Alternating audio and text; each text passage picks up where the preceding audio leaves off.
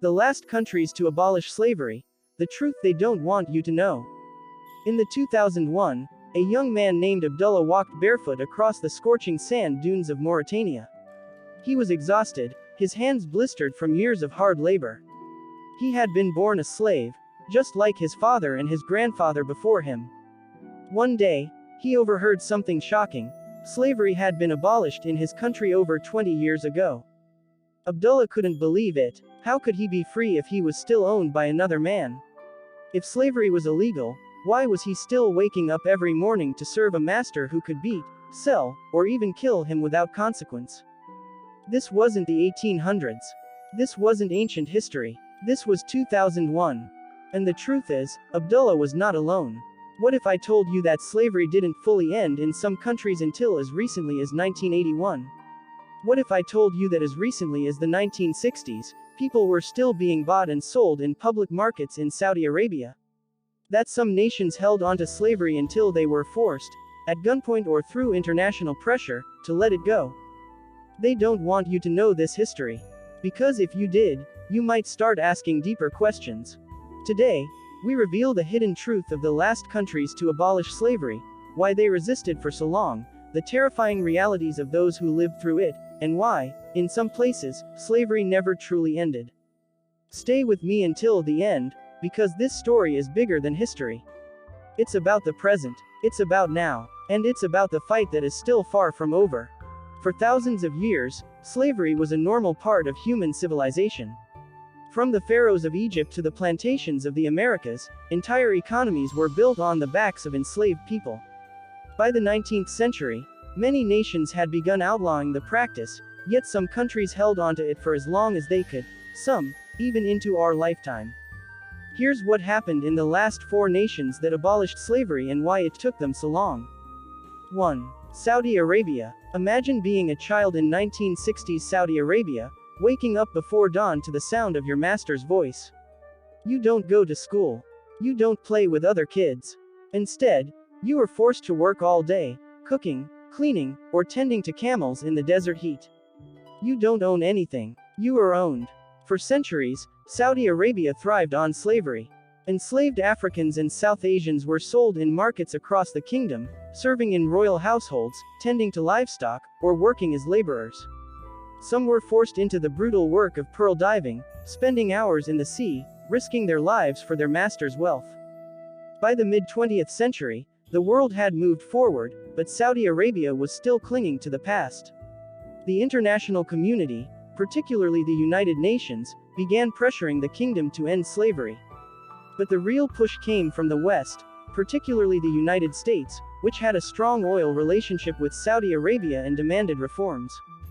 Finally, in 1962, King Faisal issued a decree abolishing slavery. But it wasn't out of moral conviction, it was about international reputation. Even after abolition, many former slaves remained with their masters, forced to work under contract labor systems that were just slavery by another name. Today, Saudi Arabia still faces accusations of modern slavery. Migrant workers, especially from Africa and South Asia, often find themselves trapped in the kafala system, where their employers control their legal status, passports, and wages. Many work under extreme conditions, with no legal way to escape. 2. United Arab Emirates. The United Arab Emirates is known today for its futuristic skyscrapers and luxury. But before the oil boom, the UAE was built on something far darker, slavery. For centuries, the region was a hub for the East African slave trade. Enslaved men were forced to work in pearl diving, a brutal and deadly industry. Women and children were sold into domestic servitude. The wealthiest families, including ruling elites, owned dozens, sometimes hundreds, of slaves. Even when the rest of the world condemned slavery, the Gulf states remained silent. It wasn't until the British government, which had strong influence over the region, pressured the UAE to abolish slavery in 1963 that anything changed. But even then, the transition was slow. Many enslaved people, especially those working as domestic servants, simply continued working under informal arrangements, unpaid and unprotected. And just like Saudi Arabia, slavery in the UAE didn't really disappear, it just evolved.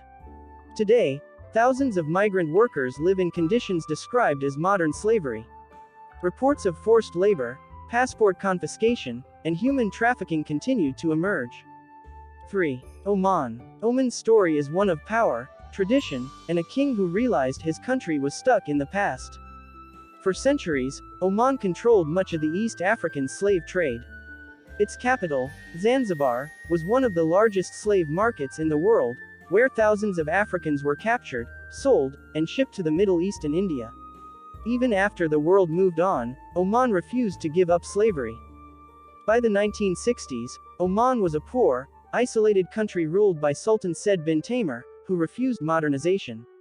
He didn't allow hospitals, schools, or infrastructure projects, because he feared that progress would weaken his grip on power. Under his rule, slavery remained legal and widespread. But change was coming. His own son, Qaboos bin Said, saw that Oman was falling behind. In 1970, with the support of the British government, he staged a coup, overthrowing his father. One of his first acts as Sultan, abolishing slavery. But for thousands of Omanis, this meant little. Freed slaves had no land, no jobs, and no support. Many remained in servitude out of economic necessity. Today, Oman no longer has legal slavery, but reports of forced labor and human trafficking persist, especially among migrant workers. 4. Mauritania. If there is one country that truly resisted change, it is Mauritania. For hundreds of years, slavery in Mauritania was not just an economic system, it was a social structure. Arab Berber elites enslaved black Africans in a hereditary system. If your parents were slaves, you were a slave. Your children would be slaves. It was a cycle that continued for generations. In 1981, under immense international pressure, Mauritania finally became the last country in the world to legally abolish slavery. But here's the horrifying part. It wasn't criminalized until 2007.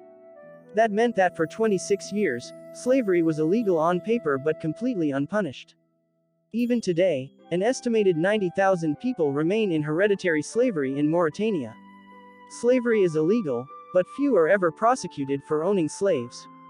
Activists who try to expose the truth are often arrested, silenced, or even attacked. So, did slavery really come to an end? Or did it just change its form and shape? While legal slavery has been abolished worldwide, modern slavery still thrives in forced labor, human trafficking, and domestic servitude. In fact, the International Labor Organization estimates that over 50 million people are trapped in modern slavery today. Many of the products we consume, chocolate, coffee, electronics, even the clothes we wear, can be linked to forced labor. So, now that you know the truth, what should we do about it? Do you think the countries that abolished slavery late should be held accountable? Should we take stronger action against modern slavery? Drop your thoughts in the comments. I want to hear from you. If you found this eye-opening, don't forget to like, share, and subscribe.